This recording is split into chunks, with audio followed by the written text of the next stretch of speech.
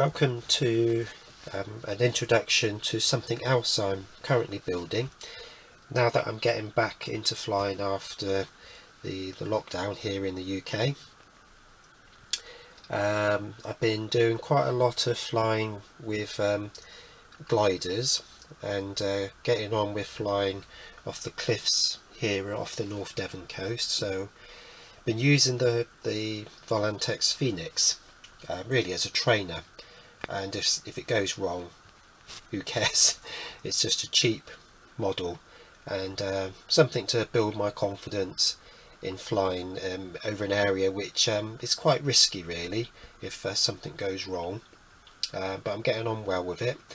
So this is a kit I picked up last year called the Starlet. It was actually designed by, let's come in a little bit down here, designed by Barrie, and over here it says that he was a British champion. Now I'm not sure whether that's to do with slope soaring, that kind of competition. The only Barrie I've found out about is in pylon racing. That's powered pylon racing. So whether that's the person being referred to, I'm not sure. But quite a nice looking glider actually, if you look at that. Now it came in two versions, just rudder elevator or with aileron, and if you look over here there's a sticker on the box that says aileron wing, which is great because I find flying with ailerons in the location off the cliffs, I feel much better flying with ailerons. You get much more responsive model that way. So I've already started the build of this. So I'm just showing you the box lid, what it looks like. So I'll just remove the box lid and you can see I've already been building it, and it's an absolute doddle. So just talking about the wings first of all, that's how they come. So it's foam core Abici covered wings, so very strong, very stiff. So all I've got to do there is glue on the leading edge, the false trailing edge, and it's a full strip aileron on the wings for this. And the fuselage, well, lovely balsa, nice thickness. The formers are proper ply. You've got this nice triangular section, longerons to go down the rear section, well, all the way along the fuselage actually. And what's nice is that these pieces of wood are already cut and pre-shaped, and this piece that curves around the bottom, that's just pre-cut. And of course that's an example of it, see, pre-cut, so that will just stick on the top of there. Same with the front, so there's a piece for the bottom,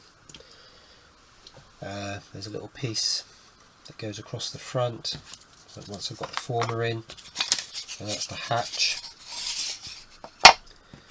with a little piece of ply as a little tab. So brilliant, so simple.